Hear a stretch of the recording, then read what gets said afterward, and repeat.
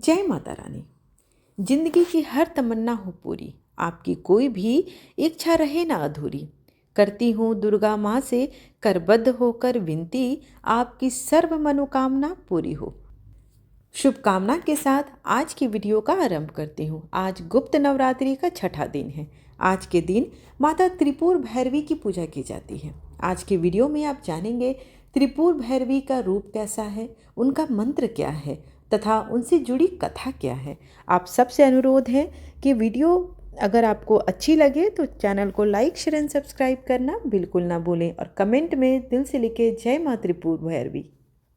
माँ त्रिपुर भैरवी की पूजा भक्तगण उनकी अद्भुत शक्तियाँ और सिद्धियाँ को प्राप्त करने के लिए करते हैं। वे अपने भक्तों की सभी मनोकामनाएं पूर्ण करती हैं और उन्हें भय और बुराई से मुक्त करती हैं। माँ त्रिपुर भैरवी की पूजा और साधना हिंदू धर्म के तंत्र शास्त्र में बहुत विशेष स्थान रखता है। उनकी कृपा से साधक अपने जीवन की सभी कठिनाइयों को दूर करते हुए उन्नति की ओर अग्रसर होते हैं। माँ त्रिपुर भैरवी सनातन धर्म और 10 महाविद्या की एक प्रमुख देवी मानी जाती है, जिन्हें शक्ति, तंत्र और साधना के संदर्भ में बहुत महत्वपूर्ण माना जाता है। देवी भागवत पुराण में ऐसा कहा गया है कि त्रिपुर भैरवी को देवी पार्वती के रूप में माना गया है और वो माता पार्वती का उग्र और रौद्र रूप माना जाती हैं। कहा जाता है कि जब देवी पार्वती ने अपने पति भगवान शिव के ध्यान को भंग करने का प्रयास किया और वो असफल रही, तब उन्होंने अपनी उग्रता का प्रदर्शन किया और त्रिपुर भैरवी के रूप में प्रकट हो गई। जैसा कि आप देख रहे हैं, त्रिपुर भैरवी 2 शब्दों से बना हुआ है, त्रिपुर और भैरवी। त्रिपुर का अर्थ होता है 3 लोक और भैरवी का अर्थ है भय को हरने वाली। इसलिए उन्हें तीनों लोकों की अधिष्ठात्री देवी माना जाता है, जो अपने भक्तों को भय और बुराई से मुक्त करती हैं। तांत्रिक ग्रंथों में ऐसा उल्लेख है कि माँ त्रिपुर भैरवी का प्रकट होना संसार के तीनों लोक अर्थात भूलोक, भूरलोक और स्वर्गलोक में हो रहा अधर्म और अराजकता को समाप्त करने के लिए हुआ था। कई जगहों पर यह भी वर्णित मिलता है कि माँ त्रिपुर भैरवी को महाकाली और तारा देवी का संयोजन माना जाता है। वे महाकाली की उग्रता और तारा की करुणा का सम्मिश्रण है, जिससे वे त्रिपुर भैरवी देवी बनती हैं।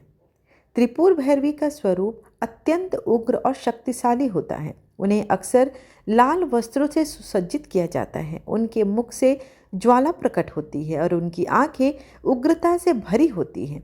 माँ त्रिपुर भैरवी के हाथों में विभिन्न शस्त्र हैं, जैसे त्रिशूल, तलवार और खड्ग। ये शस्त्र उनके शक्तिशाली और रौद्र स्वरूप को दर्शाते हैं। वे अपने शत्रुओं का नाश करने और अपने भक्तों की रक्षा करने के लिए सदैव तत्पर रहती हैं। माँ त्रिपुर भैरवी का वाहन सिंह होता है, जो उनकी शक्ति और साहस का प्रतीक होता है। माँ त्रिपुर भैरवी की पूजा और साधना तंत्र शास्त्र में अत्यंत महत्वपूर्ण माना गया है।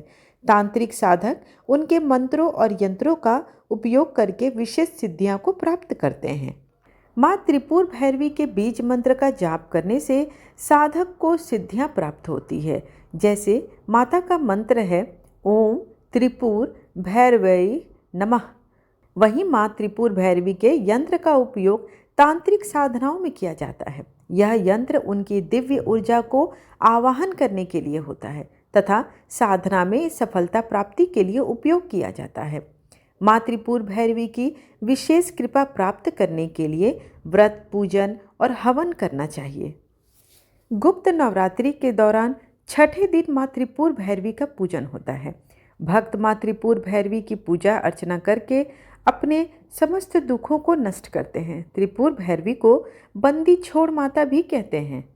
ऐसी मान्यता है कि इन माता की पूजा करने से हर प्रकार के मुकदमे, बंधन, कारावास से मुक्ति मिलती है। माँ को त्रिपुरा भैरवी, चैतन्य भैरवी, सिद्ध भैरवी, भुवनेश्वर भैरवी, संपदाप्रद भैरवी, कमलेश्वरी भैरवी, कौलेश्वरी भैरवी, कामेश्वरी भैरवी, नित्या भैरवी, रुद्र भैरवी, भद्र भैरवी तथा सटकुटा भैरवी के नाम से भी जाना जाता है।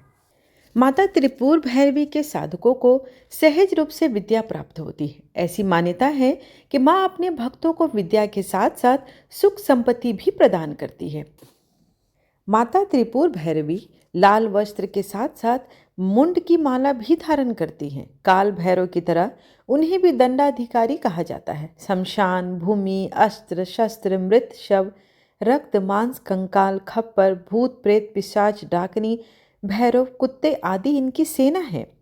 त्रिपुर भैरवी की उपासना से सभी बंधन दूर हो जाते हैं। इन्हें षोडशी भी कहा जाता है। षोडशी को श्री विद्या भी माना जाता है। यह साधक को युक्ति और मुक्ति दोनों ही प्रदान करती है। इसकी साधना से षोडश कला निपुण संतान की प्राप्ति होती है। जल, थल और नभ में उसका वर्चस्व हमेशा कायम रहता है। आजीविका और व्यापार में भी वृद्धि होती है।